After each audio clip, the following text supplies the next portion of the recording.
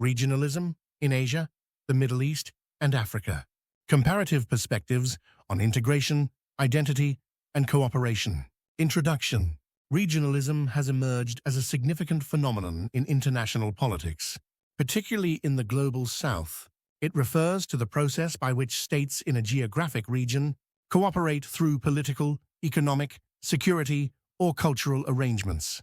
While Europe's integration under the European Union serves as the classical model, Asia, the Middle East, and Africa present unique trajectories of regionalism shaped by colonial legacies, security concerns, and socio-economic diversity.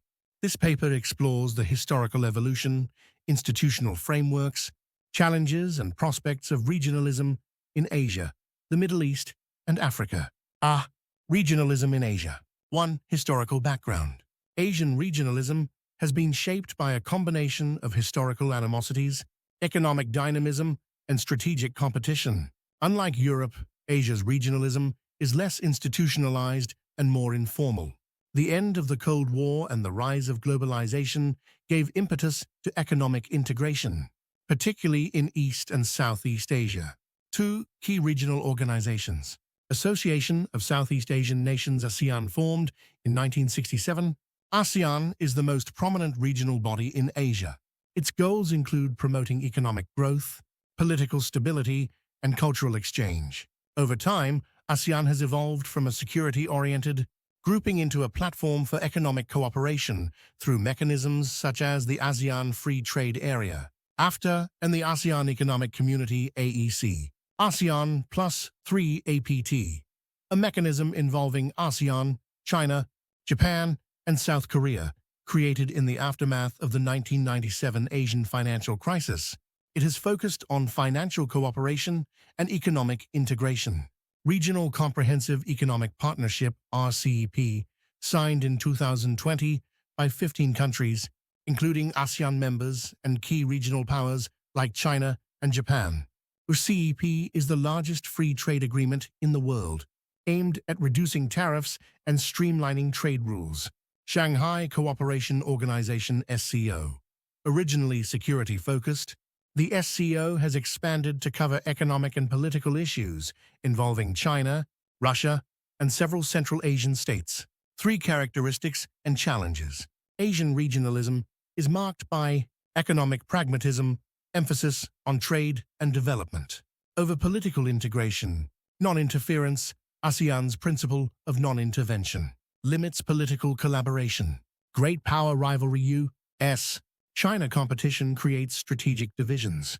Diversity varied political systems, levels of development, and cultures complicate integration. B. Regionalism in the Middle East. 1. Historical overview. The Middle East presents a more fragmented regional landscape.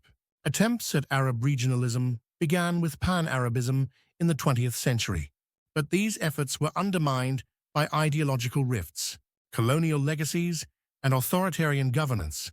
The region remains one of the least institutionally integrated. 2 regional organizations.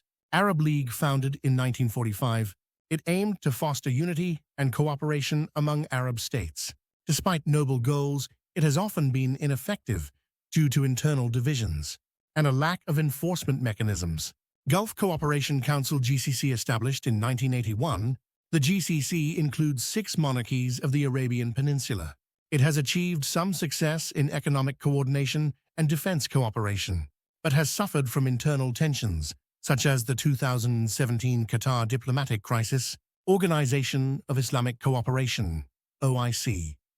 Though broader in membership, including non-Middle Eastern states, the OIC aims to promote solidarity among Muslim nations, but has had limited impact on regional governance.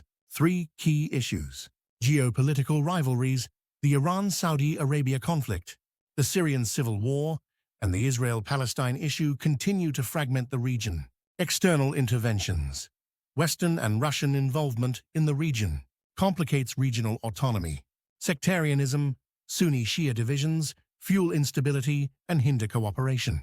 Resource politics. Oil wealth has led to both interdependence and competition. C. Regionalism in Africa. 1. Historical background. African regionalism emerged as a response to colonial fragmentation and post-independence development challenges.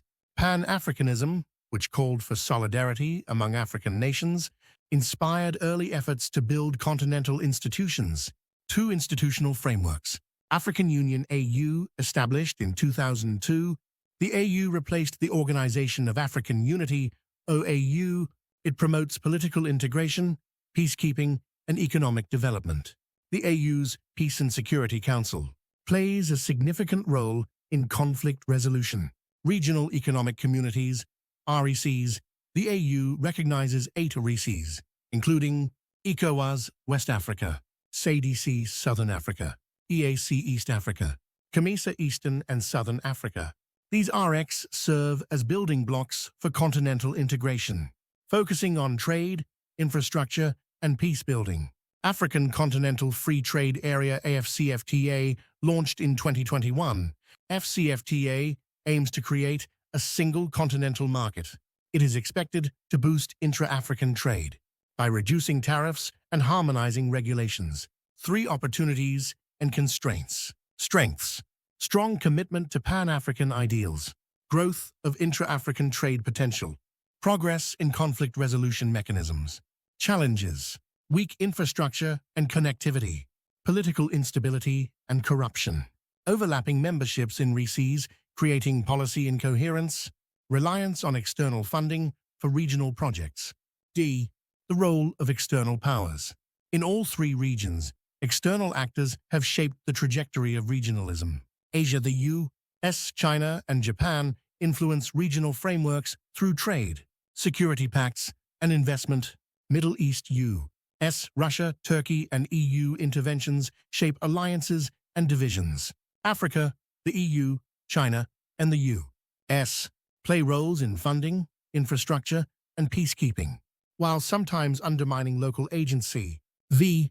Future prospects and policy recommendations. 1. For Asia. Strengthen ASEAN's centrality in managing regional disputes. Balance U.S.-China rivalry with multilateral cooperation. Expand RCEP into a platform for environmental and digital governance. 2. For the Middle East. Reform the Arab League to enhance enforcement capabilities. Promote inclusive regional dialogue that transcends sectarian lines. Encourage civil society and economic cooperation as foundations for integration. 3. For Africa. Streamline and harmonize RECs for greater coherence. Invest in transport and digital infrastructure to support AfCFTA. Increase AU's financial autonomy to reduce dependency on donors. Conclusion. Regionalism in Asia, the Middle East, and Africa reflects the diversity and complexity of the global South. While progress has been uneven, the potential for regional cooperation remains significant. Regionalism offers these regions pathways to greater economic resilience, collective security, and global influence.